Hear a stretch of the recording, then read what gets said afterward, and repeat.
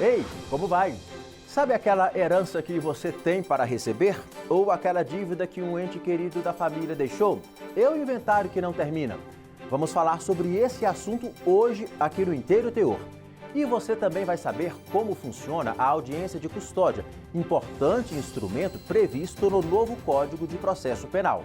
O autor da ação morreu. E aí, como fica a situação do processo? A Justiça dá prazo para a substituição de partes. Mas direitos ou deveres do falecido podem ser assumidos por herdeiros? A não realização da audiência de custódia, momento em que a legalidade e a necessidade da manutenção do cárcere é avaliada, é insuficiente para relaxar determinadas prisões. E a professora e advogada Eneida Taquari explica o que mudou na prática desde que as audiências de custódia se tornaram obrigatórias no Brasil. O Inteiro Teor está no ar. Fique com a gente.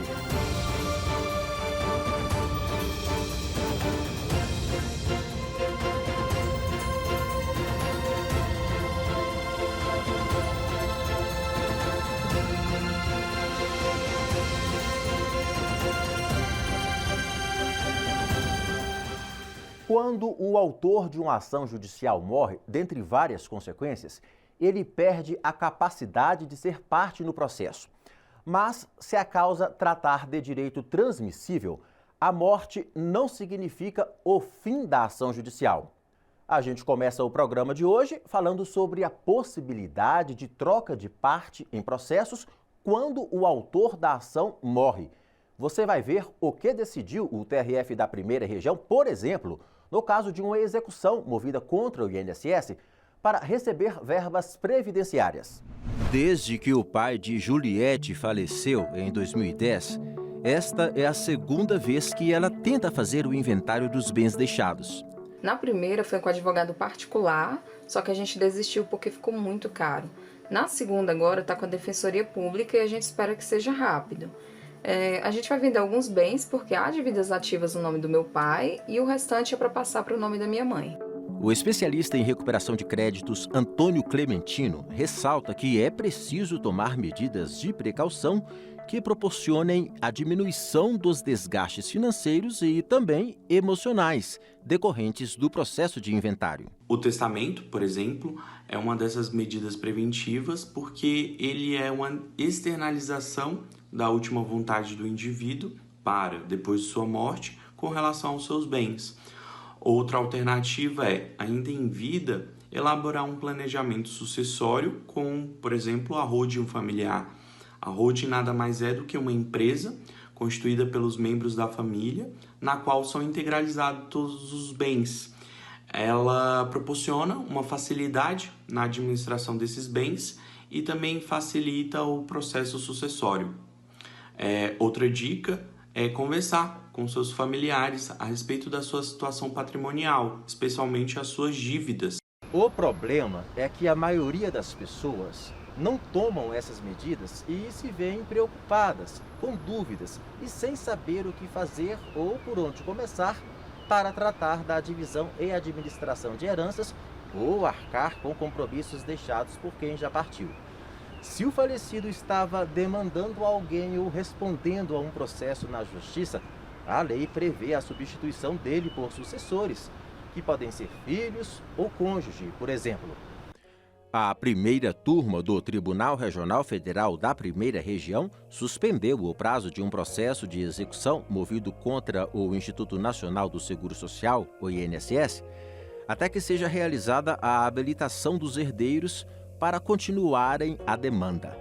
Segundo o relator, desembargador federal Wilson Alves de Souza, o prazo prescricional não correrá até mesmo porque, antes de realizada a regularização, não haverá parte devidamente habilitada contra quem esse prazo poderá fluir. O magistrado ressaltou que não tem fundamento a alegação apresentada pelo INSS no sentido de que a suspensão do processo em face do óbito da parte e, consequentemente, do prazo prescricional não valeria contra a Fazenda Pública para quem não foi concedido pelo legislador essa espécie de privilégio processual não deferido aos demais litigantes. O substituto, no processo civil, ele possui os mesmos direitos e deveres. Falando em deveres, com relação às dívidas do falecido. Elas não deixarão de existir, salvo algumas exceções. Essas dívidas elas serão quitadas de acordo com o patrimônio deixado pela parte falecida. E, desse modo, os herdeiros, os sucessores, eles não precisarão, com recursos próprios, quitar essas dívidas, ainda que elas sejam maiores que o patrimônio deixado pela parte falecida. Agora, se a parte que faleceu integrava um processo penal, o procedimento é outro. No processo penal, na ação penal, por exemplo, não ocorre essa substituição. Em caso de falecimento do réu, a punibilidade ela é extinta e o processo é arquivado.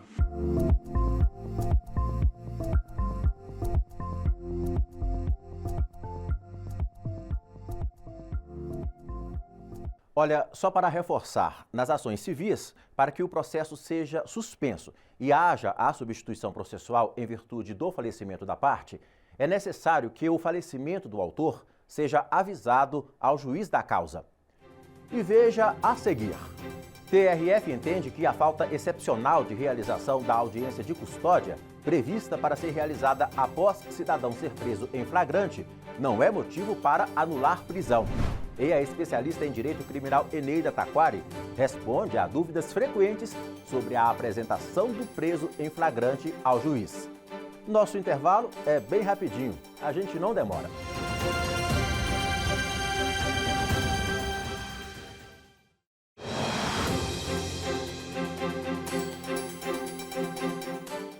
Voltamos com o Inteiro Teor e, nesse bloco, o assunto são as audiências de custódia, previstas internacionalmente e, desde 2019, obrigatórias no ordenamento jurídico brasileiro. Mas e se a audiência deixa de ser realizada em virtude de situações comprovadamente excepcionais, como nos casos de alto risco de contágio verificados no pico da pandemia de Covid-19? Baseado em jurisprudência do Supremo, o TRF da Primeira Região analisou um caso assim. A Lei 13.964 de 2019 incorporou ao Código de Processo Penal Brasileiro a previsão da audiência de custódia. A partir de então, o preso em flagrante passou a ser apresentado em até 24 horas à autoridade judicial, que, por sua vez, deve avaliar a legalidade e até mesmo a necessidade de manutenção da prisão. Esse juiz do Tribunal de Justiça do DF foi responsável pela instalação das audiências de custódia no Distrito Federal e explica o papel do judiciário nesse contexto. Se o autuado é apresentado em decorrência de prisão em flagrante e ele não foi afiançado perante a autoridade policial, o juiz vai verificar a regularidade do flagrante nos termos da legislação processual. Estando regular, ele verifica se há ou não pedido do Ministério Público, uma condicionante trazida pela jurisprudência, para verificar se estão presentes os motivos da decretação da preventiva. Não sendo o caso de decretação da preventiva, será concedida liberdade provisória, com ou sem fiança, também presentes as cautelares do artigo 319, dentre as quais a monitoração eletrônica. Segundo o magistrado, de modo geral, a sociedade entende que a audiência só pode resultar em soltura ou prisão, mas outras alternativas são adotadas, como tratamentos psicológicos. A gente muitas vezes se depara com autuados drogaditos e precisa dar tratamento específico para essa situação. Então, o encaminhamento para o CAPS ou para órgãos semelhantes é usual dentro da audiência de custódia. Também é, infelizmente, natural a ocorrência de situações envolvendo violência doméstica e familiar contra a mulher, cada vez mais frequente, diga-se de passagem. Nesses casos, a equipe multidisciplinar muitas vezes vai fazer a intervenção no sentido de acompanhar esse agressor e evitar a reiteração de condutas semelhantes, uma vez que o mero encarceramento muitas vezes não resolve a situação.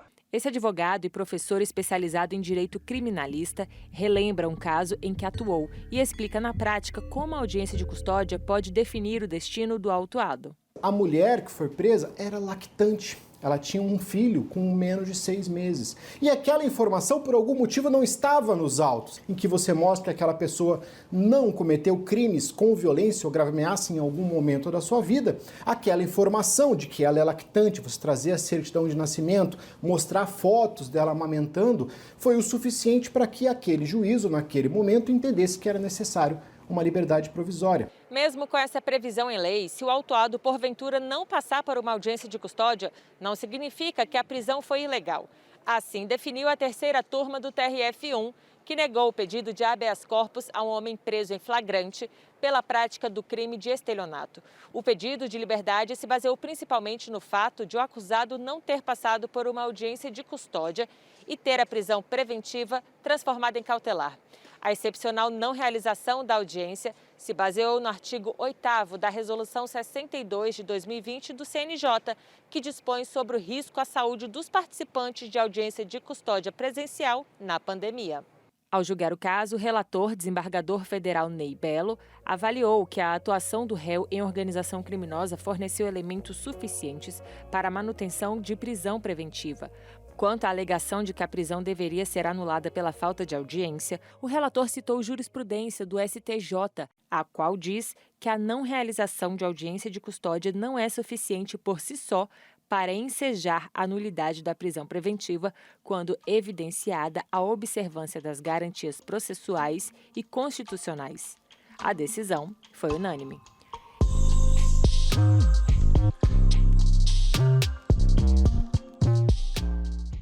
E Raíssa Lomonte conversou mais sobre esse assunto com a advogada Eneida Taquari, do escritório Borges Taquari Advocacia. Doutora em Direito, mestre em Direito das Relações Internacionais e especialista em Segurança Pública, a professora da Faculdade Mackenzie, em Brasília, traz, na entrevista de hoje, várias informações sobre as audiências de custódia, como o projeto de lei que prevê a realização destes procedimentos remotamente, por vídeo.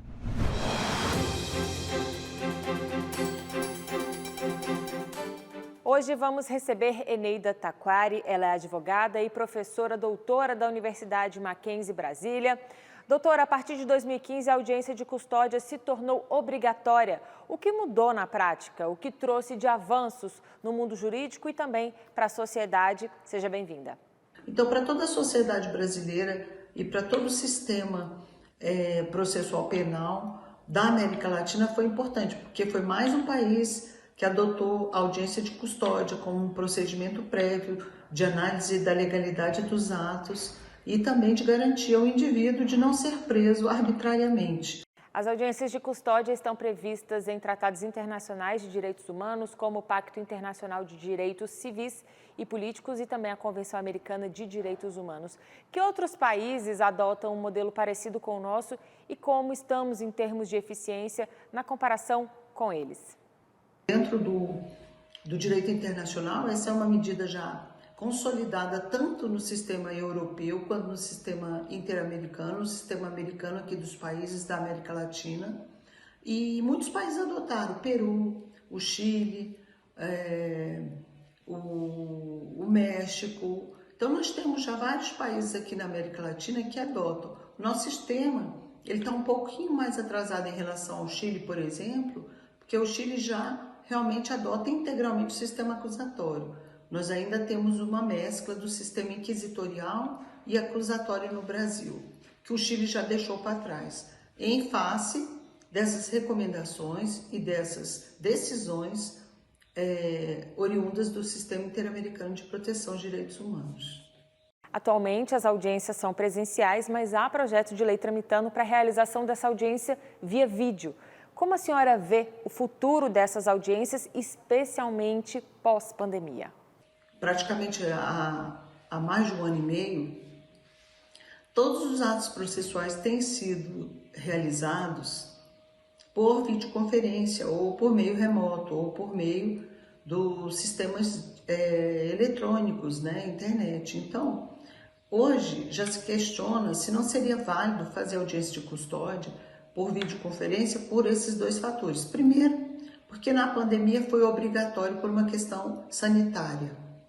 E segundo, porque hoje são muitas audiências de custódia por dia.